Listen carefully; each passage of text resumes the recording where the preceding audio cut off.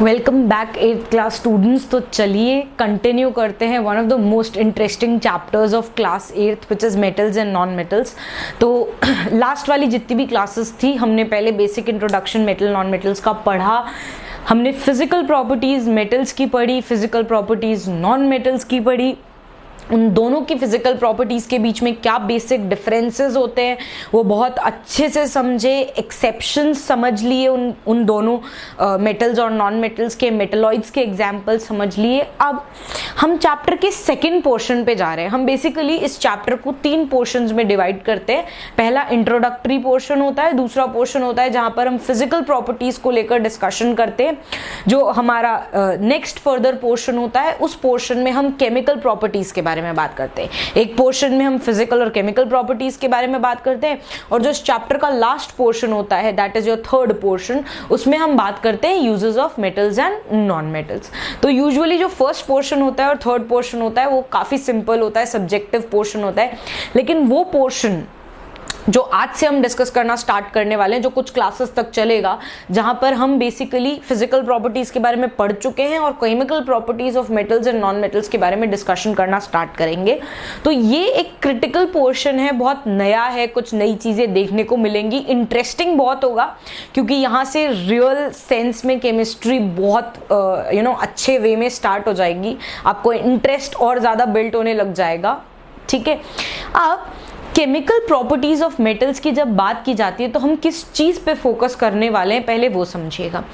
जब भी हम केमिकल प्रॉपर्टीज की बात करेंगे इसका मतलब अब हम मेटल का केमिकल रिएक्शन देखेंगे एनवायरनमेंट में प्रेजेंट चीजों के साथ। हमारे एनवायरनमेंट में जितने भी सब्सटेंसेस अवेलेबल हैं, मैं पहले भी बता चुकी हूँ कि अधिकतर मेरे सारे मेटल्स की रिएक्टिविटी लेवल जो होती है वो बहुत अच्छी होती है, वो बहुत ज्यादा एफिनिटी रखते हैं, इच्छा रखते हैं कि वो जल्दी जल्दी उनके आसपास प्रेजेंट चीजों के साथ रिएक्ट कर जाएं। तो होता क्या है कि जब हम केमिकल प्रॉपर्टीज के बारे में पढ़ेंगे तो हम मेटल का रिएक्शन पढ़ेंगे एनवायरनमेंट में प्रेजेंट चीजों के साथ। उनमें सबसे पहले हम देखेंगे कि मेटल जब ऑक्सीजन के साथ रिएक्ट करता है, ठीक है, जब आपका मेटल ऑक्सीजन के साथ रिएक्ट करता है तो वो क्या प्रोडक्ट फॉर्म करता है, जब आपका मेटल वाटर के साथ रिएक्ट करता है तो क्या प्रोडक्ट फॉर्म करता है, जब आपका यही मेटल एसिड के साथ या बेस के साथ रिएक्ट करेगा तो क्या प्रोडक्ट फॉर्म करेगा। ये सारी की सारी रिलेटेड चीजें हम इस वाले पोर्शन के अंदर डिस्कस करने वाले हैं।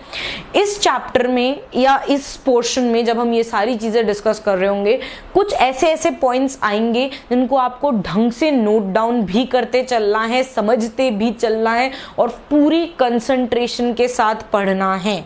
ठीक है, मैं पहले ही आपको कह रही हूँ पूरा कंसंट्रेट होकर पढ़िए, नई चीजें हैं, अच्छी लगेंगी आपको पढ़ने में। ठीक है, अब आज की क्लास में हम रिएक्शन देखेंगे मेटल का ऑक्सीजन गैस के साथ। सिंपल सी चीज है, मेटल होगा आपके पास, अलग अलग तरीके के मेटल्स लेंगे, सिंपल फंडामेंटल है बिल्कुल, अलग अलग मेटल्स लेंगे।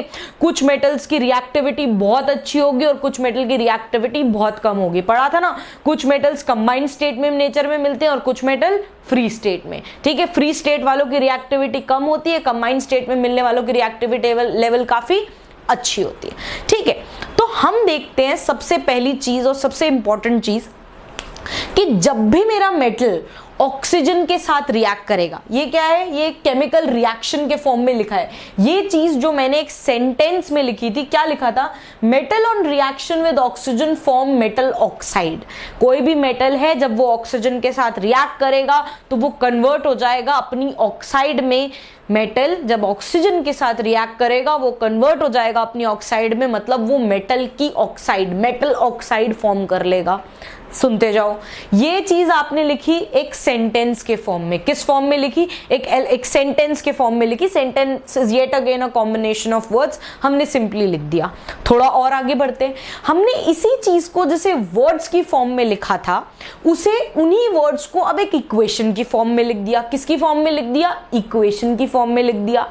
अब हमने क्या किया, हम बेसिकली एक केमिकल रिएक्शन, भाई क्या हो रहा है, केमिकल रिएक्शन हो रहा है, मेटल ऑक्सीजन के साथ रिएक्ट कर रहा है, एक नया प्रोडक्ट फॉर्म कर रहा है। हमने इसी केमिकल रिएक्शन को एक इक्वेशन की फॉर्म में रिप्रेजेंट किया, और ये इक्वेशन जो आपको दिख रही है, ये इक्वेशन एक केमिकल रिएक्शन को रिप्रेजेंट करती है कि कोई केमिकल रिएक्शन हुआ है। अब जब भी कोई केमिकल रिएक्शन हो रहा होता है, जब भी क्या हो रहा होता है, कोई केमिकल रिएक्शन हो रहा होता है, तो हमारे पास इनिशियली कुछ प्रोडक्ट्स होते हैं, हमारे पास इनिशियली कुछ चीजें होती है, इनिशियल चीजें होती है, जिनका रिएक्शन जब वो दोनों एक दूसरे के साथ इंटरैक्ट करती है, रिएक्ट करती है, तो फिर एक फाइनल चीज बनकर हमारे सामने आती है। तो हमने क्या किया, हमारे पास इनिशियली सबसे पहले हमारे पास एक मेटल था, वो मेटल एनवायरमेंट में, ओपन एनवायरमेंट में ऑक्सीजन की प्रेजेंस में रखा हुआ है, या हम उस मेटल का रिएक्शन किसके साथ देख रहे हैं, ऑक्सीजन के साथ। तो इनिशियली मेरे पास मेटल था और मेरे पास क्या थी, ऑक्सीजन। वो चीजें जो आपके पास इनिशियली प्रेजेंट होती हैं किसी भी केमिकल चेंज रिएक्शन के अंदर, वो चीजें क्या होती है, रिएक्टेंट्स। यानी यहाँ पे मेटल और ऑक्सीजन क्या हो गया मेरा, रिएक्टेंट। वो चीजें जो रिएक्शन करने वाली हैं, वो चीजें जो रिएक्शन करने वाली हैं, उन्हें हम कहते हैं रिएक्टेंट्स। तो यहाँ पर मेरे पास कितने रिएक्टेंट्स दिख रहे हैं बोर्ड पे, दो, एक मेटल और दूसरा ऑक्सीजन। कोई सा भी मेटल ले लूंगी मैं, ठीक है, और वो किसके साथ रिएक्ट कर रहा है, ऑक्सीजन के साथ। वो चीज जिसकी तरफ मेरा एरो हेड पॉइंट आउट करता है, मेरा एरो हेड किसकी तरफ पॉइंट आउट कर रहा है, इस चीज की तरफ, ये वो फाइनल प्रोडक्ट होता है जो बनकर तैयार हो गया। सीखते चलो, सिंपल चीजें हैं, नहीं है, ठीक है। अब ये जो मेरा एरो हेड जिस तरफ पॉइंट कर रहा होता है ना, वो फाइनल प्रोडक्ट होता है जो बनकर रेडी हो जाता है। कब, जब मेरे इन दोनों चीजों ने, इन दोनों इनिशियल प्रोडक्ट्स ने रिएक्ट किया होता है। वो इनिशियल प्रोडक्ट जो रिएक्शन की बिगिनिंग में हमारे पास प्रेजेंट होते हैं, उन्हें हम कहते हैं रिएक्टेंट। यानी कोई भी मेटल और ऑक्सीजन हमारे हो गए रिएक्टेंट्स, और वो चीज जिसकी तरफ वो एरो हेड जिस चीज की तरफ पॉइंट आउट कर रहा होता है केमिकल रिएक्शन में, वो हमारी फाइनल प्रोडक्ट होती है। वो क्या होता है, हमारा प्रोडक्ट। तो यहां से वापस से समझाती हूं क्या क्या बताया मैंने, सुनते जाओ आसानी से। मैंने कहा कि जब भी metal is going to react with oxygen, clear, metal जब मेरा ऑक्सीजन के साथ कोई केमिकल रिएक्शन करेगा, मैं कह रही हूं कोई केमिकल रिएक्शन करेगा, तब फॉर्मेशन होगा मेटल ऑक्साइड का। किसका फॉर्मेशन होगा, मेटल ऑक्साइड का। और मैंने इसी सेंटेंस को एक इक्वेशन के फॉर्म में लिख दिया। और ये इक्वेशन क्या रिप्रेजेंट कर रही है, ये इक्वेशन एक केमिकल रिएक्शन को रिप्रेजेंट कर रही है। ये हमें ये बता रही है कि कोई केमिकल रिएक्शन हुआ है, और इस इक्वेशन को, जो छोटी सी इक्वेशन यहाँ लिखी हुई है ना, इस छोटी सी इक्वेशन को हम वर्ड इक्वेशन कहते हैं। क्या कहते हैं, वर्ड इक्वेशन। समझ में आ गया क्या कहा मैंने ये कहा कि ये इक्वेशन एक केमिकल रिएक्शन रिप्रेजेंट कर रही है, और ये equation metal plus oxygen forming metal oxide, ये इक्वेशन को हम कहते हैं वर्ड इक्वेशन। क्या कहते हैं, वर्ड इक्वेशन, क्योंकि इस इक्वेशन में हमने वर्ड्स का यूज करते हुए एक केमिकल रिएक्शन को रिप्रेजेंट किया है। समझ में आ गई इतनी बात, सिंपल चीजें चल रही है। ये दोनों हो गए रिएक्टेंट्स, और जो फाइनली जिसकी तरफ एरो पॉइंट कर रहा है वो क्या हो गया, प्रोडक्ट। वो क्या हो गया, प्रोडक्ट। समझ में आ गई, किसी को कोई परेशानी, कोई बहुत बड़ी बात हो गई हो, कोई बहुत बड़ी बात नहीं हुई है, बहुत सिंपल सी चीज हुई है। इसी एग्जाम्पल को हल्का सा चेंज करके देखते हैं। सपोज कीजिए मैंने इस मेटल की जगह पर लिख दिया सोडियम। क्या लिख दिया, सोडियम। मैं कोई भी मेटल लिख सकती हूँ ना, कोई भी मेटल, और पढ़ लिया इतनी बार, सोडियम एक मेटल है, सोडियम एक मेटल है, सोडियम एक मेटल है, वेरी गुड। अब मैंने उस मेटल की जगह पर सोडियम लिख दिया। क्या लिख दिया, सोडियम। तो यहां पर भी मेटल की जगह पर क्या लिख दूंगी मैं, क्या लिख दूंगी, सोडियम। तो जब सोडियम ने ऑक्सीजन के साथ रिएक्ट किया, जब मेटल ने ऑक्सीजन के साथ रिएक्ट किया, तो क्या बनी, मेटल ऑक्साइड। क्या बनी, metal oxide. So sodium on reaction with oxygen will give you sodium oxide. क्या इसमें कोई डिफिकल्ट चीज नजर आई आपको? आपने सिर्फ जहां जहां रिएक्शन में वर्ड इक्वेशन में मेटल लिखा हुआ था ना, जहां जहां वर्ड इक्वेशन में मेटल लिखा हुआ था ना, वहां पे जाकर मेटल का नाम लिख दिया आपने, और कुछ भी नहीं किया, कोई केमिस्ट्री नहीं लगाई आपने, सिर्फ रिप्लेसमेंट किया है चीजों का। समझ में आ गई? तो पहली सबसे इंपॉर्टेंट चीज जो आज की क्लास में सीखनी थी ना, वो सबसे पहली चीज ये थी कि पहले तो मुझे अगर केमिकल प्रॉपर्टी ऑफ मेटल को पढ़ना शुरू करना है और उसमें reaction of metal with oxygen को समझना है, तो मेरे दिमाग में इतनी बात घुस चुकी होनी चाहिए कि मेटल जब ऑक्सीजन के साथ रिएक्ट करेगा, जैसे मैं बोल रही हूं ना वैसे ही बार बार बोलते रहना, जब मेटल ऑक्सीजन के साथ रिएक्ट करेगा तो मेटल ऑक्साइड फॉर्म कर देगा। और अगर मुझे किसी भी केमिकल रिएक्शन को बनाना है, समझाना है, ठीक है, तो जो सबसे बेसिक तरीका है ना समझने का, वो क्या है? मैंने मेटल से सोडियम मेटल को रिप्लेस कर दिया, सोडियम को रिप्लेस कर दिया और सोडियम ऑक्सीजन के साथ रिएक्ट करके सोडियम ऑक्साइड बना देता है। अब एक और इंपॉर्टेंट चीज, बहुत सारे अलग अलग सवाल होते हैं जो बच्चों के मन में आते रहते हैं, मुझे पता है आपके भी मन में आएंगे। सपोज कीजिए आप में से किसी ने पूछा कि मैम इसका मतलब मैं कोई भी मेटल का नाम यहां लिख दूं। समझने की कोशिश कीजिएगा। सपोज मैम मैं कोई भी मेटल का नाम यहां लिख दूं और फिर अपनी मन से उसी को ऑक्साइड, उसी के आगे उसका नाम लिख के ऑक्साइड से रिप्लेस कर दूं। मतलब जैसे आज मैंने यहाँ सोडियम रखा तो सोडियम की जगह में किसी और चीज को रख के उसका रिएक्शन ऑक्सीजन से कराकर और प्रोडक्ट बना दूं कोई भी मेटल का। ठीक है, मैंने कहा कि XYZ कोई भी मेटल। तो क्या ये बात सही होगी? नहीं, ये बात सही नहीं होगी। पहली चीज तो ये समझने की कोशिश कीजिए, ये चीज सही क्यों नहीं होगी। जरूरी नहीं है कि आपके एनवायरनमेंट में प्रेजेंट सारे के सारे मेटल्स, जरूरी नहीं है आपके एनवायरनमेंट में प्रेजेंट सारे के सारे मेटल्स ऑक्सीजन के साथ रिएक्ट भी करते हों। ये बात समझना दूसरी बहुत जरूरी चीज है। क्या बोला मैंने? ये तो चीज मैंने सिखा दी कि रिप्लेस तो ऐसे ही करके रिएक्शन बना दोगे, लेकिन क्या इसका मतलब ये है कि कोई भी मेटल दे दे और हमने ये बात रट ली अपने दिमाग में कि अरे यार कोई भी मेटल देगा मैं तो ऑक्सीजन के साथ प्लस ऑक्सीजन लिखूंगा, आगे मेटल का नाम लिख के ऑक्साइड लिखा दूंगा? नहीं, एनवायरनमेंट में ऐसे भी मेटल्स एग्जिस्ट करते हैं जिनका रिएक्शन ही नहीं होता, जो करना ही नहीं चाहते ऑक्सीजन के साथ रिएक्ट। क्लियर? वो इतने पैसिव नेचर के, इतने आलसी से, हमें रिएक्ट नहीं करना ऑक्सीजन के साथ। क्लियर? ये बात हमें इसलिए समझ में ज्यादा अच्छे से आ जानी चाहिए क्योंकि हम पढ़ चुके हैं कि मेटल्स की रिएक्टिविटी लेवल अलग अलग होती है। इसका मतलब एक बात पहली ये समझी कि कोई भी रिएक्शन को हम इक्वेशन से शो कर सकते हैं। क्लियर? लेकिन अगर रिएक्शन होएगा ही नहीं तो इक्वेशन से शो कैसे करोगे? मतलब पहले रिएक्शन होने तो दो, तब तो इक्वेशन से शो कर पाएंगे। क्लियर हो गई ये वाली चीज? समझते चलेंगे वापस से। सारे मेटल्स ऑक्सीजन के साथ रिएक्ट करके ऑक्साइड नहीं बनाएंगे और जितने भी बना लेंगे उन सबको इस इक्वेशन से रिप्रेजेंट हम कर लेंगे। क्लियर हो गई ये वाली बात? समझ में आ गया? कोई हार्ड एंड फास्ट रूल नहीं है, सिंपल बेसिक सी चीज है। मैं इसको वापस से रब करके इसे ओरिजिनल इक्वेशन से रिप्लेस कर देती हूं। ठीक है, तो हम दिमाग लगा रहे हैं, हम ट्रिक्स बना रहे हैं, लेकिन ऐसा भी नहीं है कि एक बार अगर कोई ट्रिक बना दी तो उसे एज इट इज ही फिट कर लो। कंसेप्चुअल ब्रेन, मतलब कंसेप्चुअली भी चीजों को सोचना है हमें। थोड़ा और आगे बढ़ते हैं। तो ये वाला पॉइंट एक हमारा क्लियर हो गया। ठीक है, अब अगर मैंने आपको एक और एग्जांपल दिया, सपोज मैंने मेटल से पोटेशियम को रिप्लेस कर दिया, तो पोटेशियम भी ऑक्सीजन के साथ रिप्रेजेंट करके पोटेशियम ऑक्साइड बना लेगा, कोई दिक्कत नहीं है। मैग्नीशियम भी ऑक्सीजन के साथ रिएक्ट करके क्या बनाएगा? Magnesium oxide. अब हमें सिर्फ इतनी सी चीज ध्यान में रखनी है, हमें सिर्फ इतनी सी चीज ध्यान में रखनी है कि हम उन मेटल्स के नाम याद कर लेंगे जो मेटल ऑक्सीजन के साथ रिएक्ट नहीं करेंगे। क्या बोला मैंने? हम उन मेटल के आगे चल के नाम अभी याद कर लेंगे जो ऑक्सीजन के साथ रिएक्ट नहीं करेंगे, ताकि कभी भी ऐसी इक्वेशन को अगर बनाना हो तो हम कंफ्यूज ना हो। रादर देन ये याद करना कि कौन कौन सी चीजें उसके साथ रिएक्ट करके ऑक्साइड बनाएगी, ये याद कर लो ना कि कौन सी चीज रिएक्ट नहीं कर रही, क्योंकि रिएक्ट न करने वाली चीजें कम है क्वांटिटी में।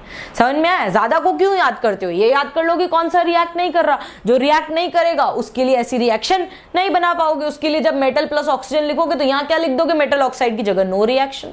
सिंपल, कोई रटने की जरूरत नहीं है। चलो आगे बढ़ते हैं।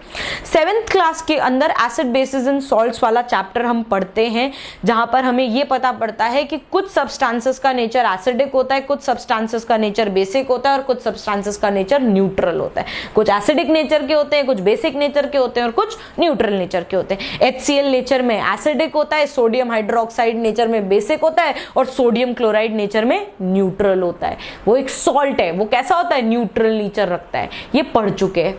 उस समय ये भी पढ़ चुके थे कि HCl के अंदर अगर मैंने ब्लू लिटमस पेपर डिप कर दिया HCl के लिक्विड सोल्यूशन में, तो क्या होगा, उस वो ब्लू कलर का लिटमस पेपर किस में कन्वर्ट हो जाएगा, रेड में। अगर उसी HCl में रेड कलर का लिटमस पेपर डिप करोगे तो कोई चेंज शो नहीं होगा। NaOH में रेड कलर का लिटमस पेपर प्लेस करोगे तो वो किस कलर में कन्वर्ट हो जाएगा, ब्लू में। ये बेसिक इंफॉर्मेशन पढ़ रखी है हमने, हमें याद होनी चाहिए। क्यों? क्योंकि ये चीजें अब काम आने लगेंगी।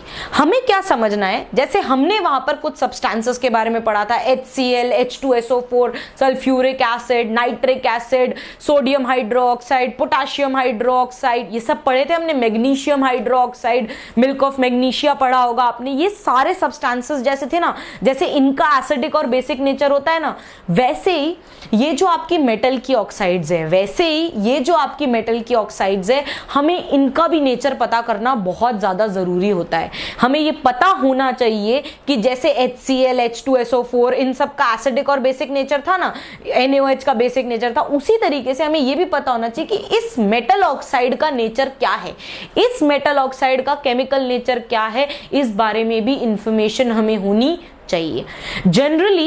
जनरली वापस से वर्ड यूज कर दिया मैंने, जनरली आपकी जितनी भी मेटल ऑक्साइड्स होंगी जनरल केसेस में जो आपको देखने को मिलेंगी, उन सब का नेचर बेसिक होता है। उन सब का नेचर कैसा होता है, वो सब बेसिक नेचर रखते हैं। कैसा नेचर रखते हैं, बेसिक नेचर। बेसिक नेचर रखने का मतलब क्या है, बेसिक नेचर रखने का मतलब ये है, सिंपल लैंग्वेज में अगर समझना चाहो, कि अगर मैंने उस बेसिक नेचर रखने वाले सब्सटेंस में, जिसका मेरे पास वाटर के साथ मिक्स्ड सोल्यूशन है, मतलब मेरे पास वो लिक्विड फॉर्म में है, अगर मैंने उसके अंदर ब्लू लिटमस पेपर को डिप कर दिया तो कलर में कोई चेंज नहीं आएगा। अगर रेड लिटमस पेपर को डिप कर दिया तो कलर क्या हो जाएगा, ब्लू। कलर क्या हो जाएगा, ब्लू, क्योंकि उसका नेचर कैसा है, बेसिक। उसका नेचर कैसा है, बेसिक। 90% केसेस में ऐसा ही होता है। Generally the oxide, metal oxides are basic in nature. तो ये दूसरी चीज आज याद रखनी है। नई नई चीजें आती जा रही है एक एक करके, अब ढंग से पढ़ने लगना है हमें, बिल्कुल क्लियर। जनरली हमारी सारी मेटल ऑक्साइड्स का नेचर कैसा होता है, बेसिक। कैसा होता है, बेसिक। यहां से आज मैं एक और पॉइंट समझाऊंगी, क्योंकि मुझे पता है आप सब बच्चे बहुत अच्छे हैं, बहुत अच्छा पोटेंशियल रखते हैं, समझ सकते हैं, तो क्यों 10th के लिए उस चीज को छोड़े, आज ही पढ़ लेते हैं। 10th बोर्ड के एग्जाम्स में जो नेक्स्ट पॉइंट में डिस्कस करने वाली हूँ ना, वो 10th बोर्ड के एग्जाम्स में आने वाला one of the most prominent questions है from the chapter metals and non metals. Suppose कीजिए आप 8th में पढ़ रहे हैं, आपके Elder brother and sister 10th में पढ़ रहे होंगे, आप उनसे पूछिएगा ये क्वेश्चन, उन्हें बहुत अच्छा लगेगा कि जो चीज वो 10th में जाकर पढ़ रहे हैं आप वो 8th में ही कंप्लीट कर चुके हो। समझने की कोशिश करना, थोड़ा सा टाइम लगेगा लेकिन समझ में आ जाएगा। मैंने कहा कि मेरी मेटल ऑक्साइड का नेचर जनरली बेसिक होता है। जनरली कैसा होता है, बेसिक नेचर ही रखती है वो। लेकिन कुछ मेटल की ऑक्साइड्स ऐसी भी होती हैं, कुछ मेटल की ऑक्साइड्स ऐसी भी होती है जिनका नेचर एसिडिक भी होता है और बेसिक भी होता है। जिनका नेचर क्या होता है, जिनका नेचर एसिडिक भी हो सकता है और उनका नेचर बेसिक भी हो सकता है। मतलब at one point of time हो सकता है वो एसिडिक नेचर रख रही हो और वहीं पे सेकंड पॉइंट ऑफ टाइम वो कैसा नेचर रख रही हो, बेसिक नेचर रख रही हो। कैसा नेचर रख रही हो, बेसिक नेचर। हाँ, इमेजिन करने में थोड़ा सा अजीब सा लगता है कि मैम ऐसा क्यों हो रहा है, तो मैं एग्जाम्पल बताती हूँ। एल्यूमिनियम ऑक्साइड, ठीक है, aluminium reacting with oxygen will give aluminium oxide, metal plus oxygen giving metal oxide. Aluminium oxide जो होती है वो एसिडिक नेचर भी रखती है और बेसिक नेचर भी रखती है। यहाँ पे थोड़ी सी चीज ये समझने की, थोड़ा थोड़ा धीरे धीरे समझ में आने लग जाएगा कि आपके दिमाग में क्वेश्चन आया कि मैम वो कैसे एसिडिक नेचर भी बेसिक नेचर भी रख रही है, तो वो एक ही बार में एसिडिक और बेसिक दोनों नेचर नहीं रखती है। मतलब वही Al2O3 कभी तो एसिडिक नेचर रखने लग जाएगी और कभी क्या रखने लग जाएगी, बेसिक नेचर। मैं ये भी बता दूंगी इसी चैप्टर में आगे चलकर कि वो किस पॉइंट ऑफ टाइम पर एसिडिक नेचर रख रही है और किस पॉइंट ऑफ टाइम पर बेसिक नेचर रख रही है। मैं पढ़ाऊंगी आगे चलते हुए, अभी जब अपन केमिकल प्रॉपर्टीज पढ़ रहे होंगे, डरने की बात नहीं है। लेकिन क्या चीज हमें याद रखनी है, हमें ये चीज याद रखनी है कि कुछ ऐसी ऑक्साइड्स भी होती है मेटल्स की जिसका सबसे प्रोमिनेंट एग्जांपल है एल्यूमिनियम ऑक्साइड, जिसका सबसे प्रोमिनेंट एग्जांपल है एल्यूमिनियम ऑक्साइड। ये एल्यूमिनियम की ऑक्साइड किसी पॉइंट ऑफ टाइम पर एसिडिक नेचर भी रख सकती है और किसी पॉइंट ऑफ टाइम पर बेसिक नेचर भी रख सकती है, इसीलिए इन्हें एक स्पेशल नाम दिया जाता है जिस नेम को हम कहते हैं एम्फोटेरिक ऑक्साइड। क्या कहते हैं? Amphoteric oxide. क्लियर? और इसके एक एग्जाम्पल मैंने अभी आपको बता दिया, कोई दिक्कत नहीं है, फॉर्मूले से घबराओ मत, सिर्फ ये नेम याद रख लो। इसका क्या नाम है? Aluminium oxide. तो aluminium oxide are also known as amphoteric oxide. अब एक और चीज सुनो, इन्हें एम्फोटेरिक क्यों कहते हैं? इन्हें एम्फोटेरिक इसलिए कहते हैं क्योंकि ये एल्यूमिनियम ऑक्साइड बेसिक नेचर भी रखती है एक पॉइंट ऑफ टाइम पे, और एक पॉइंट ऑफ टाइम पे ये एसिडिक नेचर भी रख सकती है। कभी ये बेसिक ऑक्साइड की तरह बिहेव करेगी, कभी ये एसिडिक ऑक्साइड की तरह बिहेव करेगी। समझ में आया? मतलब कभी बेसिक नेचर रख रही है, कभी एसिडिक नेचर रख रही है। अब यहीं पे हमने एक एग्जांपल पढ़ा था, sodium plus oxygen forming sodium oxide. लेकिन जो आपकी सोडियम ऑक्साइड होती है, कौन सी ऑक्साइड होती है? Sodium oxide. उसका नेचर कैसा होता है? बेसिक। कैसा नेचर होता है? वो क्या है? एक तरीके से बेसिक ऑक्साइड। वो कैसी ऑक्साइड है? Basic oxide. वो कैसा नेचर रखेगी? Basic nature. क्लियर हो गई? बोर्ड के एग्जाम में एक क्वेश्चन आता है, बोर्ड के एग्जाम्स में कुछ क्वेश्चंस आते हैं 10th बोर्ड के एग्जाम्स में। वो क्वेश्चन आते हैं, सबसे basic question, name an amphoteric oxide. हमें पता पड़ गया एल्यूमिनियम ऑक्साइड। ऐसे ही एक और ऑक्साइड का नाम समझ लीजिए, वो है जिंक ऑक्साइड। क्या नाम है उसका? ये जो अपनी जिंक ऑक्साइड है ना, इसका नेचर भी कैसा होता है? एम्फोटेरिक। कैसा होता है? एम्फोटेरिक। जिंक भी एक मेटल है। जिंक क्या है? मेटल। एल्यूमिनियम भी एक मेटल है। तो ये दो एग्जाम्पल एम्फोटेरिक ऑक्साइड्स के हम याद रखेंगे। एम्फोटेरिक ऑक्साइड्स कौन सी ऑक्साइड्स होती हैं? ऐसी ऑक्साइड्स जो एसिडिक नेचर भी रख सकती हैं और बेसिक नेचर भी रख सकती हैं, डिपेंडिंग अपॉन द सिचुएशंस। और वो क्या सिचुएशंस होती हैं वो थोड़ा और आगे चल के, जब मैं थोड़ा बहुत न्यूट्रलाइजेशन रिएक्शन डिस्कस करूंगी तब बता दूंगी। मुझे पता है कि आप वैसे पढ़कर आए हैं, लेकिन मैं एक बार और रिवाइज कराऊंगी तब समझा दूंगी। ठीक है? अभी के लिए इतना याद रख लेना। बेसिक ऑक्साइड का एग्जांपल अगर आपसे कोई पूछेगा तो इन दोनों के अलावा जो एग्जांपल आता हो मेटल की ऑक्साइड का वो लिख देना। पोटेशियम ऑक्साइड लिख दो, मैग्नीशियम ऑक्साइड लिख दो, कोई गलत नहीं करेगा। लेकिन इन दोनों एग्जांपल्स को मत लिखना, ठीक है? क्योंकि एसिडिक और बेसिक दोनों नेचर शो करती है। आगे बढ़ते हैं। हमने ये वाला पॉइंट भी डिस्कस कर लिया, हमने लिटमस पेपर का चेंज भी डिस्कस कर लिया। थोड़ा और आगे बढ़ते हैं। मैंने कहा था हर मेटल की रिएक्टिविटी अलग अलग होगी, मतलब हर मेटल जो होगा वो अलग स्पीड से ऑक्सीजन के साथ रिएक्ट करेगा। कुछ को जैसे ही एनवायरनमेंट में छोड़ोगे फटाफट रिएक्ट कर जाएगा, कुछ लोगों को रिएक्शन करने के लिए बहुत टाइम की जरूरत पड़ेगी। तो वो मेटल्स जो एक्सट्रीमली रिएक्टिव नेचर रखते हैं, मतलब अगर मैंने उन्हें ओपन एनवायरनमेंट में छोड़ा, you know they won't even take seconds and they will get converted into their oxides. उन्हें टाइम भी नहीं लगेगा और वो अपनी ऑक्साइड में कन्वर्ट हो जाएंगे। तो इसके दो एग्जाम्पल्स हमें याद रखने हैं, एक है सोडियम और दूसरा है पोटेशियम। याद करने लग जाओ और अब ज्यादा बेटर रहेगा इन दोनों को इनके केमिकल सिंबल से याद करो। क्या याद कराया था? सोडियम का सिंबल कैपिटल एन स्मॉल ए, पोटेशियम का सिंबल कैपिटल के। अब अपन सिंबल से याद रखेंगे, ठीक है?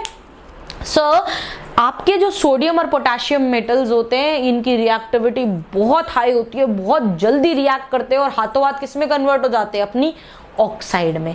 अब इसका मतलब यहां से मुझे एक बात समझ में आ गई कि यार मैं सोडियम को ओपन एनवायरनमेंट में अगर रखूंगी तो वो तो हाथों हाथ सोडियम ऑक्साइड बना लेगा, वो तो हाथों हाथ सोडियम ऑक्साइड बना लेगा।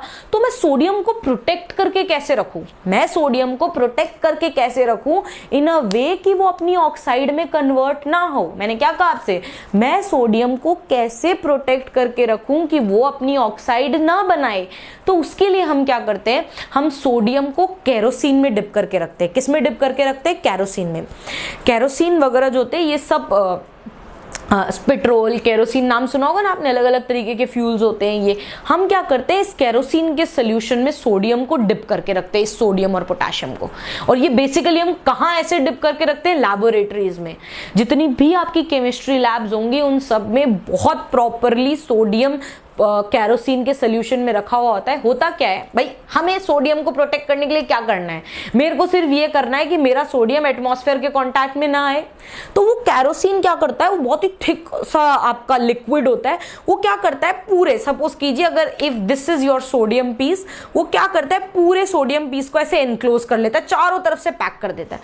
अब अगर आपने चारों तरफ से इस सोडियम को पैक कर दिया तो ये कैसे ऑक्सीजन के कांटेक्ट में आएगा? ऑक्सीजन के कांटेक्ट में सिर्फ कौन है, आउटर सरफेस ऑफ कैरोसिन, सिर्फ कैरोसिन ही तो है।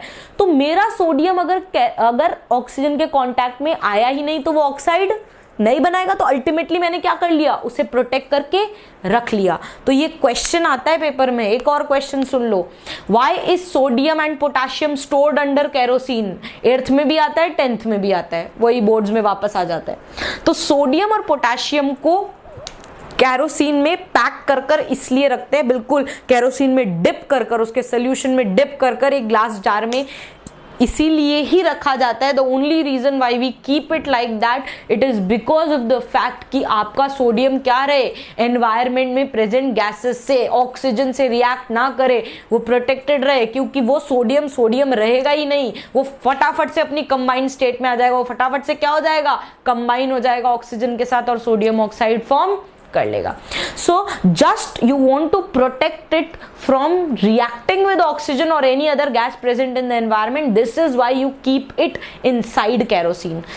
ये चीज समझ में आ गई, क्लियर हो गया? जब तक मेरा सोडियम ऑक्सीजन के कांटेक्ट में नहीं आएगा वो रिएक्ट नहीं कर पाएगा। और मेरा कैरोसिन क्या करता है, उसे पूरे हर तरफ से उसे क्या करता है, घेर कर रखता है, प्रोटेक्ट कर कर रखता है, लेयर बना लेता है उसके ऊपर। क्लियर, समझ में आ गया? तो यहां से क्या समझ में आया, हमने पहला एग्जाम्पल लेना स्टार्ट किया जहां पर हम रिएक्शन विद ऑक्सीजन को एक केस वाइज स्टडी करना स्टार्ट कर रहे हैं। जब आपका सोडियम और पोटेशियम ऑक्सीजन के साथ रिएक्ट करेगा, फिर रटने की कोई बात नहीं है, सोडियम प्लस ऑक्सीजन, ये रहा सोडियम, ये रहा oxygen, metal plus oxygen, metal oxide, ये रहा सोडियम ऑक्साइड। सोडियम की जगह पोटेशियम रख दो, क्या दिक्कत है, potassium plus oxygen forming potassium oxide. देखिए थोड़ा टाइम लगता है केमिकल नेम्स से फेमिलियर होने में, ठीक है, लगेगा थोड़ा टाइम, इनके फॉर्मूलेस को याद करने में थोड़ा सा टाइम लगेगा, इन्हीं के फॉर्मूलेस को समझने में थोड़ा सा टाइम लगेगा। लेकिन एक चीज जिसमें हम कभी भी गलती नहीं कर सकते ना, वो ये रिप्लेसमेंट टेक्निक है। मैंने 100% श्योर शॉर्ट टेक्निक बताई है और पेपर में, सब्जेक्टिव पेपर में अगर ये भी लिख दोगे ना तो कोई गलती नहीं करी है आपने, सही ही चीज लिखी है, गलत चीज नहीं लिखी है। गलत फॉर्मूला लिखकर आ जाओगे तो हो सकता है मार्क्स कट जाए, लेकिन अगर ऐसे वर्ड इक्वेशन के फॉर्म में लिखोगे ना, कभी मार्क्स नहीं कटेंगे, नहीं काटेंगे वो आपके 90% केसेस में कोई मार्क्स नहीं काटेगा। And specially when you are in class 8 कोई नहीं काटेगा। क्लियर, समझ में आया? क्यों? क्योंकि वहां पे हमारे पास एक एडवांटेज होता है कि हम अभी तक केमिकल फॉर्मूलाज बनाना नहीं सीखे होते हैं। हम बेसिकली केमिकल फॉर्मूलाज बनाना सीखते हैं 9th क्लास के अंदर, ठीक है, लेकिन हम ये केमिकल फॉर्मूला भी बनाना सीखेंगे 8th क्लास में। But once we have been to a position जहां पर हम मेटल नॉन मेटल्स के बारे में, एलिमेंट्स के बारे में समझना शुरू कर चुके होंगे ज्यादा ढंग से, तब करेंगे, अभी नहीं, ठीक है। अब नेक्स्ट चीज, यही मैंने पोटेशियम प्लस ऑक्सीजन लिखा होता तो पोटेशियम ऑक्साइड लिख देती। मतलब जब भी मुझसे पेपर में ये क्वेश्चन पूछा जाएगा, explain what is formed when potassium reacts with oxygen, तो मैं पहले सेंटेंस में लिखूंगी when potassium reacts with oxygen potassium oxide is formed, और फिर उसी आंसर को इनहांस करने के लिए मैं कैसे लिखूंगी, उसे वर्ड इक्वेशन की फॉर्म में, potassium plus oxygen forming potassium oxide. Sodium को हटाकर पोटेशियम लिख दो, कोई दिक्कत नहीं है। अब थोड़ा और आगे बढ़ते हैं, तो हमने यहाँ पे देखा कि हमने केमिकल रिएक्शन को अब सिंबल से और फॉर्मूला से शो किया है। ये दिख रहा है यहाँ पे, कोई डरने की बात नहीं, कोई डरने की बात नहीं है, ये भी मैं समझा दूंगी। क्या किया, सोडियम को लिखा Na से, सोडियम को किससे रिप्रेजेंट किया, Na से। ये जो लिखे हुए ना 4 और 2, इनको मिटा दो, परेशान मत हो इनसे, ये देख लो पहले समझ में आ गया।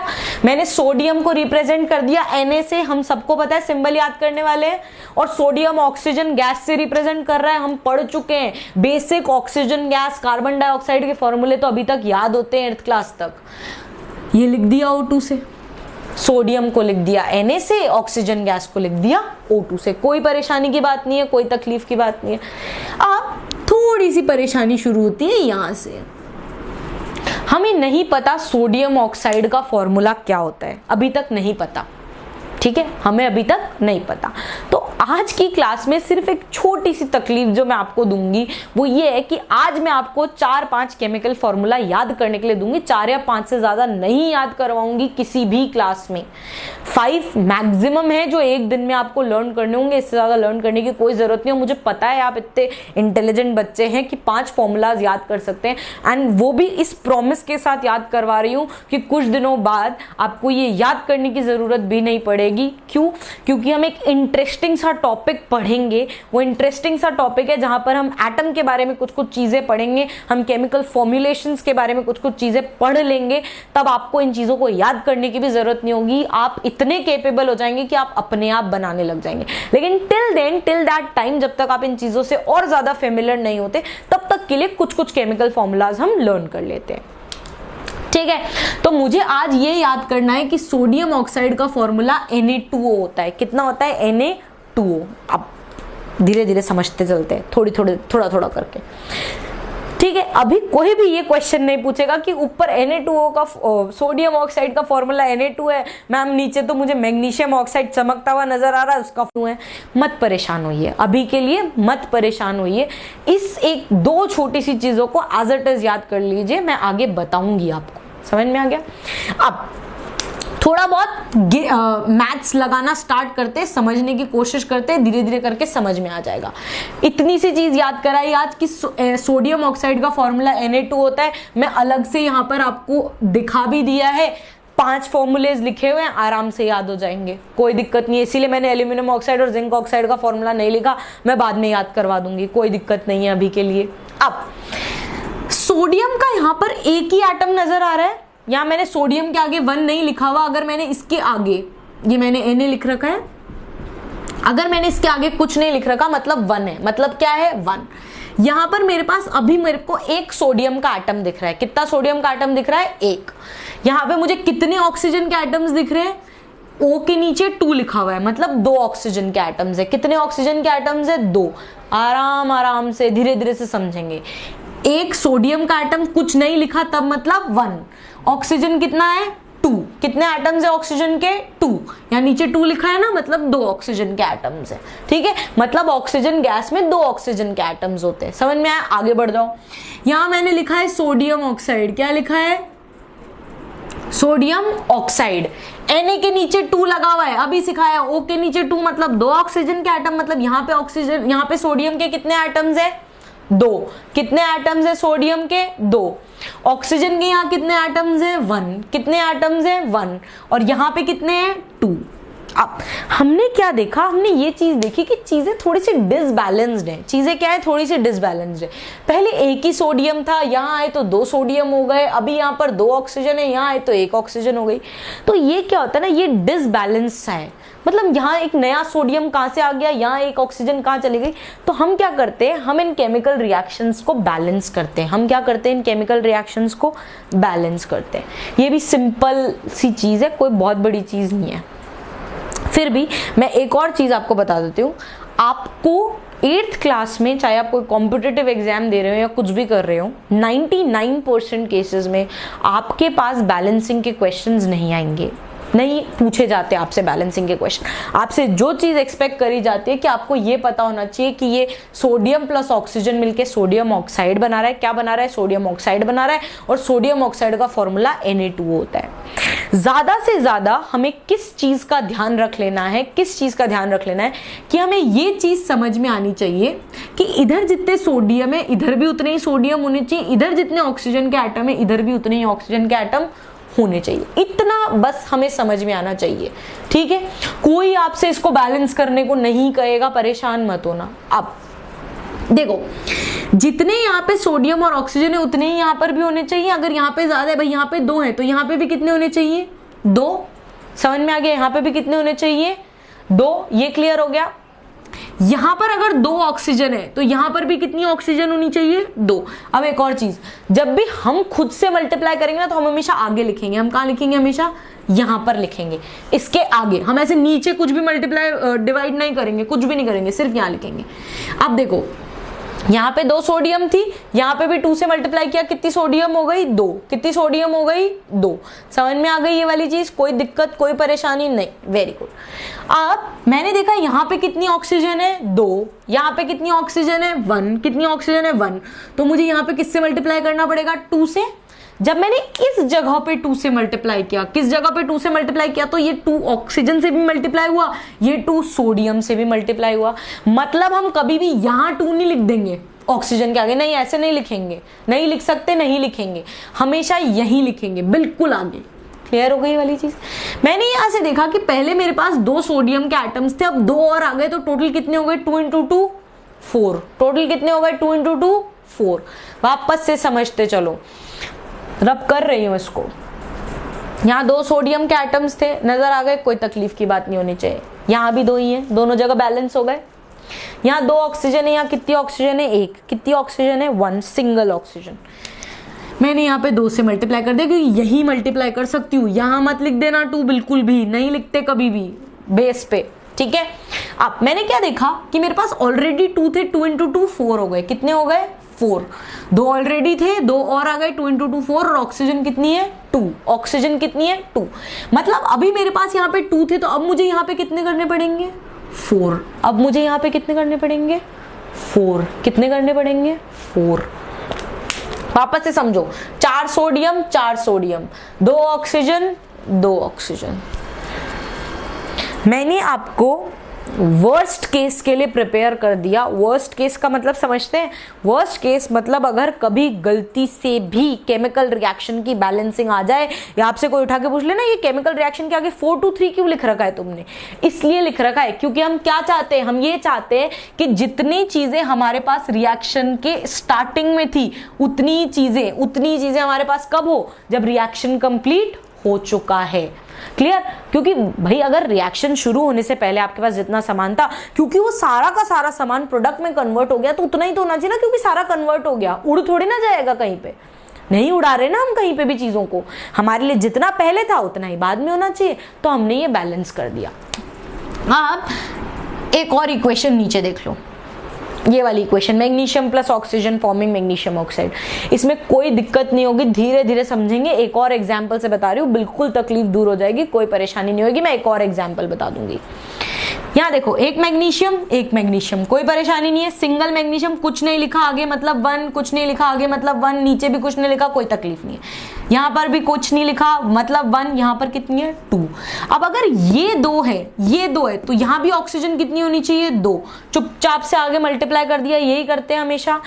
तो यहाँ पे 2 ऑक्सीजन हो गई, लेकिन एक और चीज हुई, मैग्नीशियम भी कितनी हो गई 2, मैग्नीशियम भी कितनी हो गई 2। Very good.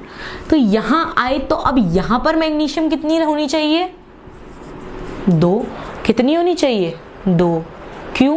क्योंकि जितनी इधर साइड पे हैं उतनी इधर, जितने मैग्नीशियम के एटम इधर है उतने इधर है, जितने ऑक्सीजन के एटम्स इधर है उतने ऑक्सीजन के एटम्स इधर भी होने चाहिए। समझ में आ गया? कोई प्रॉब्लम? अब देखो ये वाली चीज ट्राई करो। पोटेशियम को रिप्रेजेंट किया K से, और मैं बता देती हूँ पोटेशियम ऑक्साइड का फॉर्मूला हो गया K2O। कितना हो गया K2O, मैंने बता दिया, कोई दिक्कत की बात नहीं। वापस से देखो, एक पोटेशियम यहाँ पर है, 2 यहाँ पर है, मतलब मैं पहले इसको 2 से मल्टीप्लाई कर दूं। पहले मैंने K को बैलेंस कर लिया, आप O को भी कर लीजिए, कोई दिक्कत नहीं है, सब सेम रहेगा। ऑक्सीजन यहाँ पे 2 है, यहाँ पे कितनी है 1, तो मुझे यहाँ पे 2 से मल्टीप्लाई करना पड़ेगा।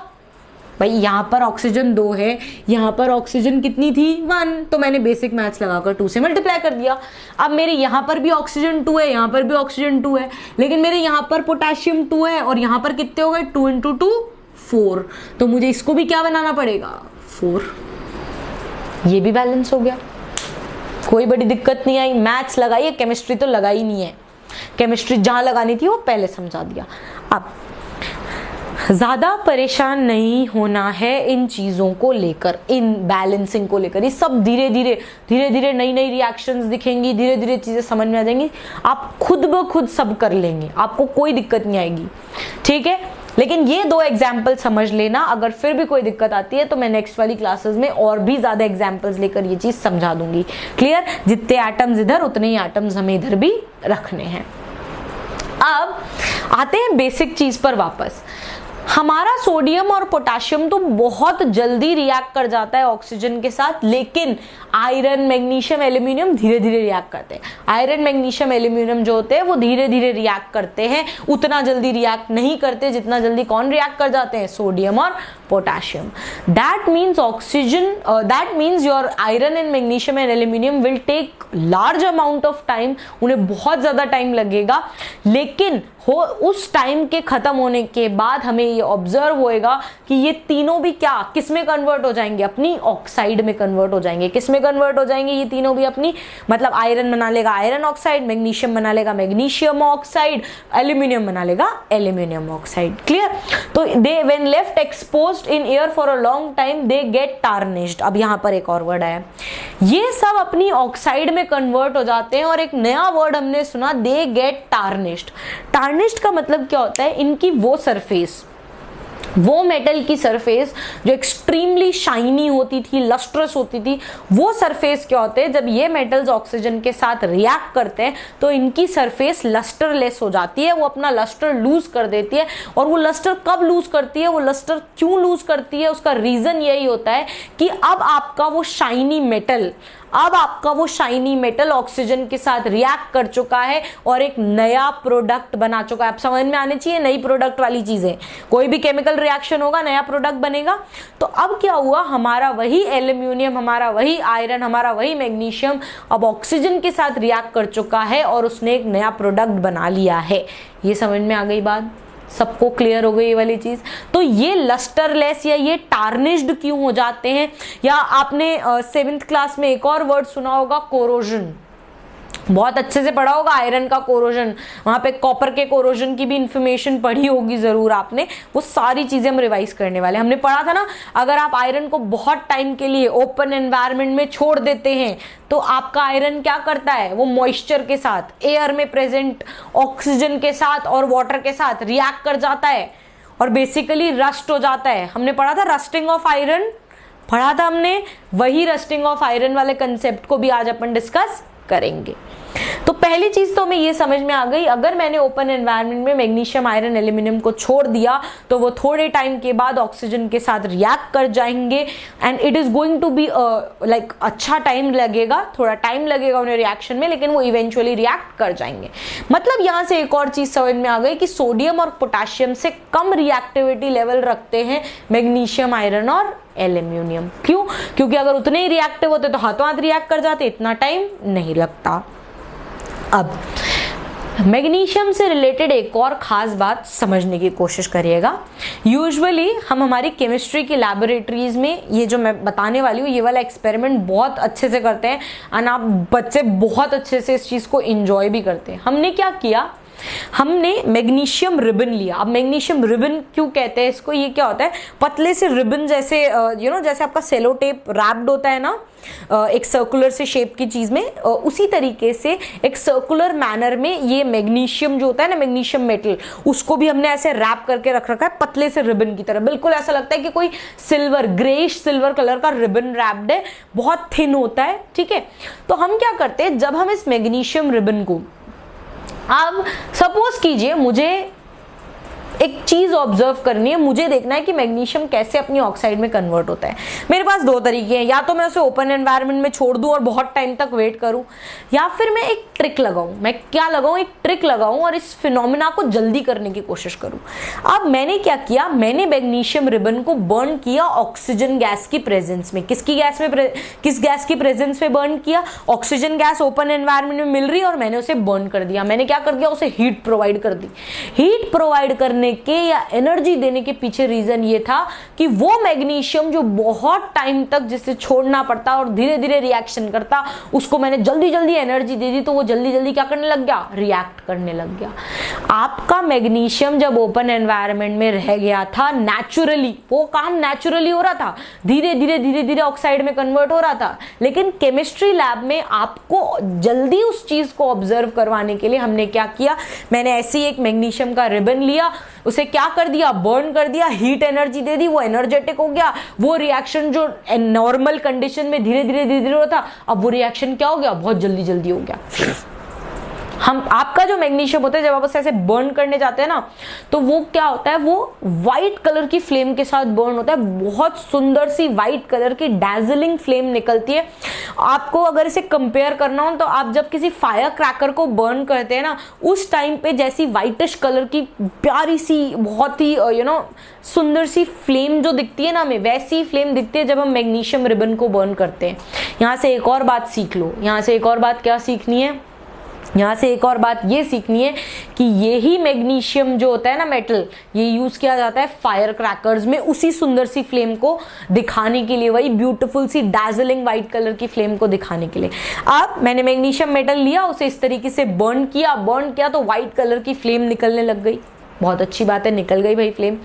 और मैंने क्या ऑब्जर्व किया, वो तो बर्न होता जा रहा है और नीचे आपकी जो स्लैब है वहां पर एक व्हाइट कलर का पाउडर डिपॉजिट हो रहा है, वहां पर एक व्हाइट कलर का पाउडर क्या हो रहा है, डिपॉजिट हो रहा है। मैग्नीशियम बर्न होता गया, मैग्नीशियम वायर बर्न होता गया, व्हाइट कलर की सुंदर सी फ्लेम के साथ बर्न हो रहा है, बहुत अच्छी फ्लेम होती है और नीचे व्हाइट कलर का पाउडर इकट्ठा हो गया और वो रिबन खत्म होने लग गया। वो रिबन खत्म हो रहा है मतलब मैग्नीशियम किसी दूसरी चीज में कन्वर्ट हो गया। वो व्हाइट कलर का पाउडर जो होता है वो होता है आपका मैग्नीशियम ऑक्साइड। वो व्हाइट कलर का पाउडर क्या होता है आपका, मैग्नीशियम ऑक्साइड। मैग्नीशियम रिबन लिया, ऑक्सीजन की प्रेजेंस में मैग्नीशियम रिबन लिया, ऑक्सीजन की प्रेजेंस में बर्न किया, मैग्नीशियम ऑक्साइड, व्हाइट कलर का पाउडर मुझे मिल गया। मुझे व्हाइट कलर का मैग्नीशियम ऑक्साइड का पाउडर मिल गया। अब मैंने पहले भी बताया था मैग्नीशियम ऑक्साइड एल्यूमिनियम और जिंक के अलावा बाकी सारी ऑक्साइड्स के बारे में अभी तक हमने क्या पढ़ा है कि उन सब का नेचर कैसा होगा, बेसिक। कैसा नेचर होगा, बेसिक। अब मैंने क्या किया, उस मैग्नीशियम ऑक्साइड में थोड़ा सा वाटर ऐड किया और सोल्यूशन बना लिया, मतलब थोड़ा सा लिक्विड पेस्ट बना लिया। ठीक है, बना लीजिए। व्हाइट पाउडर को इकट्ठा किया ढंग से, थोड़ा सा वाटर डाल के पेस्ट बना लिया। अब मैंने उसमें क्या किया, अब मैंने उसमें डिप कर दिया रेड लिटमस पेपर। क्या डिप कर दिया, रेड लिटमस पेपर। और मैंने क्या ऑब्जर्व किया कि वो रेड लिटमस पेपर किस में कन्वर्ट हो गया, ब्लू में। इसका मतलब मेरी मैग्नीशियम ऑक्साइड जो है उसका नेचर कैसा था, बेसिक। कैसा नेचर था, बेसिक। यहाँ से ये चीज़ प्रूव भी हो गई by the help of an experiment. हमने मैग्नीशियम लिया, उसे ऑक्सीजन की प्रेजेंस में बर्न कर दिया। वो प्रोसेस जो नेचुरली मैग्नीशियम ऑक्साइड बनाने का था वो बहुत टाइम ले रहा था। हमने उसे हीट दी, एनर्जी दे दी बहुत सारी, ताकि वो जल्दी जल्दी क्या करे, मैग्नीशियम ऑक्साइड बना दे। जैसे ही वो मैग्नीशियम ऑक्साइड हमें मिलती है, हमने क्या किया, हमने उस मैग्नीशियम ऑक्साइड को हल्के से वाटर के साथ मिक्स किया, एक थोड़ा सा लिक्विड सोल्यूशन बनाया। या फिर आप एक और काम कर सकते हैं, कोई दिक्कत नहीं, उसमें पानी मत मिक्स करो, हल्का सा क्या करो, आपका जो लिटमस पेपर होता है हल्का सा मॉइस्ट कर लो, थोड़ा सा पानी डाल लो, और अगर उसे आप पेस्ट करोगे, उस रेड लिटमस पेपर को आप रखोगे उस मैग्नीशियम ऑक्साइड के पाउडर के पास, तो भी वो किस कलर का हो जाएगा, वो किस कलर में कन्वर्ट हो जाएगा, ब्लूइश कलर में। इसका मतलब मैग्नीशियम ऑक्साइड का नेचर कैसा होता है, बेसिक होता है। यही पूरी चीज मैंने इस एग्जाम्पल में लिख रखी है, magnesium plus oxygen forming magnesium oxide. आज के लिए MgO का फॉर्मूला, मैग्नीशियम ऑक्साइड का फॉर्मूला हमें लर्न करना है। ये वाली चीज इसकी बैलेंसिंग में ऑलरेडी बता चुकी हूँ। थोड़ा और आगे बढ़े तो metal like copper react with oxygen. अब भाई कुछ चीज़ों को रिएक्ट करने के लिए आपको टाइम देना पड़ा। अब कुछ चीज़ें इतनी कम रिएक्टिविटी रख रही हैं कि यार अगर मुझे उनका रिएक्शन कराना है ना, जैसे मैग्नीशियम का रिएक्शन जल्दी देखना था तो हीट कर दिया, ऐसे ही मेरा जो कॉपर होता है ना वो बहुत मुश्किल से ऑक्सीजन के साथ रिएक्ट कर रहा होता है, बहुत टाइम ले रहा होता है। तो इस प्रोसेस को कराने के लिए हमें क्या करना पड़ता है, हमें कॉपर को हीट करना पड़ता है। हमें कॉपर को क्या करना पड़ता है, हीट करना पड़ता है, तब जाके वो कॉपर ऑक्साइड फॉर्म करता है। फिर से वही चीज, copper plus oxygen forming copper oxide. समझ में आ गई वाली चीज, मतलब कॉपर का रिएक्शन कराने के लिए उसे हीट करवाने की जरूरत है। लेक्चर की स्टार्टिंग में बताया था ऐसा भी होगा that metal plus oxygen will give no reaction, कोई रिएक्शन नहीं होगा, आपका मेटल ऑक्सीजन के साथ रिएक्ट नहीं करेगा, और हमें उनके एग्जाम्पल्स को लर्न करना है। तो यहां पर मैंने 2 एग्जाम्पल लिख रखे हैं, सिल्वर गोल्ड, एक प्लैटिनम भी याद कर लीजिए आप। गोल्ड सिल्वर प्लैटिनम, ये गोल्ड सिल्वर और प्लैटिनम ये रिएक्ट नहीं करेंगे, ये जो होंगे आपके रिएक्ट नहीं करेंगे किसके साथ, आपकी ऑक्सीजन के साथ। आगे चल के जब रिएक्शन विद वाटर देखेंगे ना, वहां पे ये वाटर से भी रिएक्ट नहीं कर रहे होंगे। तो हमें क्या ध्यान में रखना है, that your silver and gold do not react with oxygen. आप उन्हें छोड़ दीजिए, वो ऑक्सीजन के साथ रिएक्ट नहीं करेंगे। दैट मीन्स अगर मैंने यहाँ पर मेटल की जगह क्या लिख दिया, सिल्वर प्लस ऑक्सीजन, मैंने क्या लिख दिया, आपके पेपर में आपको एक क्वेश्चन दे दिया कि सिल्वर लिखा प्लस ऑक्सीजन लिखा और यहाँ पर एक डैश लगा दिया, ब्लैंक छोड़ दिया, आपको फिल करना है। तो आप में इतनी इंटेलिजेंस है, आप पढ़ चुके हैं कि मैम जरूरी नहीं है सारे मेटल्स ऑक्सीजन के साथ रिएक्ट करेंगे, तो हम सिंपली यहाँ पे क्या लिख देंगे, नो रिएक्शन। सिल्वर की जगह गोल्ड दे दूं तो भी लिख देना नो रिएक्शन। और वहीं पे अगर मैं आपको सोडियम या पोटेशियम कुछ भी दूंगी तो आप क्या लिख देंगे, उसकी ऑक्साइड का नाम लिख देंगे। मैं वापस से इसको उसी फॉर्म में लिख देती हूँ। ये वाली चीज क्लियर हो जानी चाहिए, अभी तक हम सबको कोई तकलीफ नहीं होनी चाहिए। समझ में आ गया? So silver plus oxygen will show no reaction, gold plus oxygen will show no reaction. This should be fit in mind. That means it is highly important to learn the name of these things. अब देखो, इसी चीज को difficult बनाना होता तो silver की जगह क्या लिख देती, Ag। इसी चीज को और डिफिकल्ट बनाना होता तो गोल्ड की जगह क्या लिख देती, Au। मतलब अब इस Ag और Au को भी याद करने के दिन आ ही गए हैं, कर ही लो। क्योंकि हो सकता है कि हम क्या दे दें, Ag plus O2 will give what, nothing, no reaction. Clear? And you don't have to make a mistake in this. आगे बढ़ते हैं। मैंने आपको बताया भी है अभी थोड़ी देर पहले और आपसे कहा भी था कि आपने 7th क्लास में कोरोजन के कंसेप्ट को पढ़ा था। हमने वहाँ पे क्या पढ़ा था, हमने ये पढ़ा था कि हमारे जो मेटल्स होते हैं, क्योंकि उनका यूजुअली एक रिएक्टिव नेचर होता है, तो वो क्या करते हैं, एनवायरनमेंट में प्रेजेंट जितनी भी गैसेस हो गई, मॉइस्चर हो गया, इन सब चीज़ों के साथ रिएक्ट कर जाते हैं और कुछ प्रोडक्ट्स फॉर्म कर लेते हैं। और जब ये रिएक्शन होता है तो आपका जो मेटल होता है ना, वो अपनी प्रॉपर्टीज लूज कर चुका होता है। आपका मेटल क्या कर देता है, अपनी प्रॉपर्टीज को क्या कर चुका होता है, लूज कर चुका होता है। इसका एग्जांपल यहां पे भी समझ में आ रहा है। मैंने बताया कि आयरन, एल्यूमिनियम, मैग्नीशियम को ओपन एनवायरनमेंट में छोड़ोगे तो वो हमेशा लस्ट्रस होते हैं। लेकिन क्या हुआ, क्योंकि आपने उन्हें ओपन एनवायरनमेंट में छोड़ा, उनका कोरोजन हो गया, वो एनवायरनमेंट में प्रेजेंट गैसेस के साथ और मॉइस्चर के साथ रिएक्ट कर गए। और पहले तो वो लस्ट्रस थे, पहले वो कैसे थे, एक शाइन पजेस करते थे, लेकिन अब केमिकल रिएक्शन होने के बाद उन्होंने अपनी प्रॉपर्टीज लूज कर दी, वो लस्ट्रस से लस्टरलेस हो गए, वो टार्निश्ड हो गए। इसका मतलब कोरोजन के बाद मेटल अपनी प्रॉपर्टीज को लूज कर देता है। वो जितनी भी प्रॉपर्टीज पहले रख रहा था वो उन सब प्रॉपर्टीज को लूज कर देता है, and that metals becomes useless for. हमने पढ़ा था कि क्या क्या वेज है जिससे हम मेटल को कोरोड होने से बचा सकते हैं, हम क्यों ऑयलिंग करके रखते हैं, क्यों मेटल को पेंट करके रखते हैं, सब चीजें पढ़ी थी अपन ने 7th में। आनी चाहिए अब आप लोगों को ये सारी चीजें, ठीक है। तो यहां से हमें ये समझना होता है कि हमारे आयरन के साथ भी रस्टिंग का प्रोसेस हो जाता है। जब हमारा आयरन मॉइस्ट एयर, जब हमारा आयरन एनवायरनमेंट में प्रेजेंट मॉइस्ट एयर, अब ये मॉइस्ट एयर का मतलब भी समझते चलो। आज की क्लास में बहुत सारी चीजें याद रखनी है, आराम से कंसंट्रेट करते हुए पढ़ते जाना। जब आयरन ने मॉइस्ट एयर, तो मॉइस्ट एयर का मतलब क्या है, ऑक्सीजन और वाटर। मॉइस्ट एयर मतलब क्या है, एयर में ऑक्सीजन तो प्रेजेंट है। मॉइस्ट एयर कहने का मतलब क्या होता है वो बता रही हूं मैं। जब भी मॉइस्ट एयर लिख रहे हैं ना, तो क्या कहना चाह रहे हैं वो समझिए। हम दो चीजों को रेफर करना चाह रहे हैं, एक तो एयर में प्रेजेंट ऑक्सीजन के साथ रिएक्ट करता है और एक रिएक्ट करता है वाटर के साथ। एयर में प्रेजेंट मॉइस्चर, मॉइस्चर क्या होता है, H2O गैस, मॉइस्चर वही तो होता है ना। तो जब भी आपका आयरन जो है वो ओपन एनवायरनमेंट में आपने छोड़ दिया और उस एयर में मॉइस्चर भी प्रेजेंट है, ऑक्सीजन भी प्रेजेंट है, और आपका आयरन धीरे धीरे करके उस एयर और ऑक्सीजन के साथ रिएक्ट करता है और फाइनली बनाता है एक चीज जिसे हम कहते हैं हाइड्रेटेड आयरन ऑक्साइड। क्या कहते हैं, हाइड्रेटेड आयरन ऑक्साइड। ये भी 7th क्लास का रिविजन चल रहा है, ये 8th क्लास नहीं है, ये 7th क्लास का रिवीजन है, पढ़ रखा है हमने। तो iron on reaction with moist air forms hydrated iron oxide which is basically known as rust.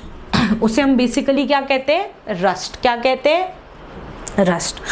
Very good. That means when your iron, iron को रिप्रेजेंट करते हैं Fe से, ऑलरेडी पढ़ चुके हैं। जब वो ऑक्सीजन के साथ और वाटर के साथ, किसके साथ रिएक्ट करेगा, ऑक्सीजन और वाटर के साथ। अब वाटर का अमाउंट कितना भी हो सकता है, इसलिए हमने उसे X से रिप्रेजेंट कर दिया। किससे रिप्रेजेंट कर दिया, X से। भाई जितने वाटर के साथ रिएक्ट कर जाएगा उतना ही हम यहां पर उसका वाटर दिखा देंगे। 3 वाटर के मॉलिक्यूल के साथ किया तो x की जगह दोनों जगह क्या लिख देंगे 3 और ये Fe2O3.XH2 ये किसका फॉर्मूला होता है रस्ट का। किसका फॉर्मूला होता है रस्ट का। किसका फॉर्मूला होता है रस्ट का।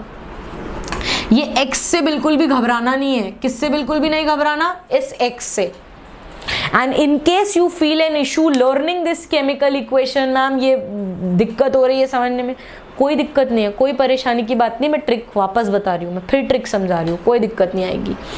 ठीक है, ये वाली चीज आपको बहुत अच्छे से समझ में आ गई, सबको क्लियर हो गई, वेरी गुड। समझते चलो यहाँ पे एक एक करके। अब आयरन मॉइस्ट एयर का मतलब ऑक्सीजन और वाटर, हमेशा ध्यान रखना है। बना क्या हाइड्रेटेड आयरन। हाइड्रेटेड का मतलब ऐसी चीज जिसके पास वाटर का कंटेंट है, ऐसी चीज जिसने वाटर ऑब्जर्व कर। हम कहते हैं ना you should always keep your body hydrated, बहुत सारा पानी पीजिए और अपनी बॉडी में हाइड्रेशन रखिए, यही मीनिंग है इसका। मतलब इस आयरन ऑक्साइड के पास हाइड्रेशन है, वाटर है। अभी के लिए सिर्फ इतना वाला ये वाला पोर्शन लर्न कर लीजिए, iron plus moist air forming hydrated iron oxide. और ये रस्ट का फॉर्मूला पहले ही याद है, ये कोई नया पॉइंट नहीं, हमें पता है Fe2O3.XH2O क्या होता है रस्ट होता है। क्या होता है रस्ट होता है। Fe2O3.XH2O रस्ट होता है। जितने मॉलिक्यूल वाटर के यहाँ लेंगे उतने ही मॉलिक्यूल वाटर के यहाँ पे रिप्रेजेंट कर देंगे। x का मतलब सिर्फ इतना सा है। क्लियर हो गई ये वाली चीज। और थोड़ा आगे बढ़ो, कॉपर की कहानी अभी अभी पढ़ी थी। कॉपर जो है जब ओपन एनवायरनमेंट में रहता है वो अपना लस्टर लूज कर देता है, टार्निश्ड हो जाता है और क्या फॉर्म कर लेता है वो एक ग्रीन कलर की लेयर। अब कॉपर की कहानी भी सुन लो आराम आराम से। ये भी हम 7th क्लास में पढ़ते हैं जब हम थोड़ा कॉम्पिटिटिव लेवल की तरफ आगे बढ़ रहे होते हैं। ठीक है, ये भी हम वहाँ पढ़ लेते हैं। नहीं भी पढ़ा है तो मैं वापस आपको बेसिक से बता देती हूँ। आपका कॉपर जो होता है अगर आपने उसे ओपन एनवायरनमेंट में छोड़ा है, अब आपका कॉपर के पास 3 चीजें अवेलेबल होती है जिनके साथ वो रिएक्शन करने की कोशिश करता है। ठीक है, अभी तक रिएक्शन सिर्फ ऑक्सीजन और मॉइस्चर के साथ ऑब्जर्व किया था जब आयरन की बात रखी थी। कॉपर की कहानी हल्की सी अलग है, समझ लेते हैं, कोई बहुत बड़ी कहानी नहीं है। कॉपर मेरा रिएक्ट करेगा ऑक्सीजन के साथ, इच्छा है उसकी ऑक्सीजन के साथ रिएक्ट करने की। एनवायरनमेंट में प्रेजेंट मॉइस्चर के साथ भी रिएक्शन करेगा। मैंने कहा था बहुत सारी चीजों के साथ करते हैं। एक और स्पेशल चीज के साथ रिएक्ट करता है जो है कार्बन डाइऑक्साइड CO2। पता है ना अपन सबको कार्बन डाइऑक्साइड का फॉर्मूला CO2 होता है। तो मेरा ये जो कॉपर होता है ये किन किन चीजों के साथ रिएक्ट करता है। मॉइस्ट एयर, मॉइस्ट एयर बोलते ही दिमाग में क्लिक कर जाना चाहिए कि जब भी मैम मॉइस्ट एयर बोल रही है तो 2 चीजों की बात कर रही है, एयर में प्रेजेंट ऑक्सीजन की और वाटर की। नेक्स्ट इंपॉर्टेंट चीज होती है, हमने कार्बन डाइऑक्साइड को भी यहां पर ध्यान में रखना है। ठीक है, कभी कभी हो सकता है कि वो कार्बन डाइऑक्साइड को स्पेशली मेंशन ना करे, सिर्फ सिर्फ एयर लिख दे, तो ध्यान रखना, परेशान मत होना। ठीक है, हमारे कॉपर को अगर हम कह रहे हैं वो टार्निश्ड हो गया है, वो खराब हो गया है और उसके ऊपर एक ग्रीन कलर की लेयर बन गई है। कैसी लेयर बन गई है? ग्रीन कलर की लेयर बन गई है। किस कलर की लेयर बन गई? ग्रीन कलर की लेयर। इसका मतलब क्या हुआ? ग्रीन कलर की लेयर मिलने का मतलब ये हुआ है कॉपर के ऊपर कि मेरे कॉपर ने एयर में प्रेजेंट ऑक्सीजन, वाटर और कार्बन डाइऑक्साइड तीनों चीजों के साथ रिएक्शन कर लिया है। एयर में प्रेजेंट ऑक्सीजन, कार्बन डाइऑक्साइड और वाटर तीनों चीजों के साथ रिएक्ट कर लिया है और ये 2 प्रोडक्ट बनाता है। 2 प्रोडक्ट बनाता है, कॉपर हाइड्रोक्साइड और कॉपर कार्बोनेट। इनके फॉर्मूले याद करने पड़ेंगे आज। पहला है CuOH whole twice which is copper hydroxide और दूसरी चीज है CuCO3 which is copper carbonate. समझ में आ गई ये वाली चीज? ठीक है, एक है हमारा कॉपर हाइड्रोक्साइड, एक है हमारा कॉपर कार्बोनेट। क्लियर हो गई ये वाली चीज? कोई तकलीफ नहीं है? समझ में आ गई ये वाली चीज? कॉपर हाइड्रोक्साइड और कॉपर कार्बोनेट दोनों के नाम हमें बहुत अच्छे से याद रखने हैं और इन दोनों चीजों का फॉर्मेशन कब होता है इनके फॉर्मूलेज आज आप याद कर लेंगे। एक का फॉर्मूला है CuOH होल ट्वाइस और एक का फॉर्मूला है आपका CuCO3। और इन दोनों का फॉर्मेशन कब होता है? इन दोनों का फॉर्मेशन तब हुआ जब मेरे कॉपर ने एनवायरनमेंट में प्रेजेंट ऑक्सीजन और वाटर और कार्बन डाइऑक्साइड के साथ रिएक्शन किया। डरना नहीं है, हमें इस इक्वेशन के बारे में इंफॉर्मेशन रखनी है और इसे लर्न करना है। क्लियर, कोई दिक्कत नहीं है, सिंबल वाइज मत याद कीजिए, कोई परेशानी की बात नहीं है। सिंबल वाइज याद करने में अभी के लिए हम रहने देते हैं, नहीं करते, हमारे पास और भी बहुत सारी चीजें लर्न करने के लिए। हम सिर्फ इतना सा याद रखेंगे कि हमें ये वर्ड इक्वेशन याद हो जाने चाहिए, copper on reaction with moist air and carbon dioxide leads to the formation of copper hydroxide and copper carbonate. दो चीजें बनती है, copper hydroxide is again a base, हम सबको पता है हाइड्रोक्साइड बेसिस होते हैं, कॉपर हाइड्रोक्साइड हमारा बेस है, और एक और चीज फॉर्म हुई है कॉपर कार्बोनेट। क्लियर हो गई, समझ में आई सारी चीजें, समझ में आया हमने क्या क्या पढ़ा। आज हमने बहुत सारी चीजें पढ़ ली हैं, ठीक है, बहुत सारी चीजें नई नई थी, कुछ चीजें 7th क्लास से ली हुई थी, लेकिन ऑल इन ऑल ये एक बहुत ही इंटरेस्टिंग सा टॉपिक है। एक बार समझने की बात है, सिर्फ एक चीज समझने की बात है, ये वाली metal plus oxygen forming metal oxide. धीरे धीरे धीरे धीरे सब स्पेशल केसेस है जो कहीं ना कहीं पेपर्स में, कॉम्पिटिटिव एग्जाम में क्वेश्चन की फॉर्म में तुम्हें दिखेंगे भी। मैं खुद तुम्हें DPPS में इसी तरीके के क्वेश्चंस दूंगी, तो जब तुम वो क्वेश्चंस करोगे ना, तो ये चीज आपके दिमाग में बहुत अच्छे से क्लियर हो जाएगी, आपको बिल्कुल कोई इशू नहीं होगा। ठीक है, धीरे धीरे एक एक करके समझते चलिएगा, ठीक है। ये सब समझ में आ जाना चाहिए। टार्निश क्या होता है, लस्ट्रलेस कैसे हो जाते हैं, कौन सी चीज जल्दी रिएक्ट करती है, कौन सी चीज धीरे धीरे रिएक्ट करती है, इन सब के बहुत सारे क्वेश्चंस मैं आपको कराऊंगी। तो आज के लिए आप इतना पढ़ लीजिए, समझ लीजिए, और प्लीज इन केमिकल फॉर्मूलाज को लर्न कर लीजिए, जो मैंने बोर्ड पे ऑलरेडी साइड में लिख दिए हैं। बीच में कंजस्टेड होता इसलिए साइड में लिख दिए, ये लर्न करने हैं आज की क्लास में। तो मिलेंगे नेक्स्ट वाली क्लास में। Until then keep enjoying and keep studying.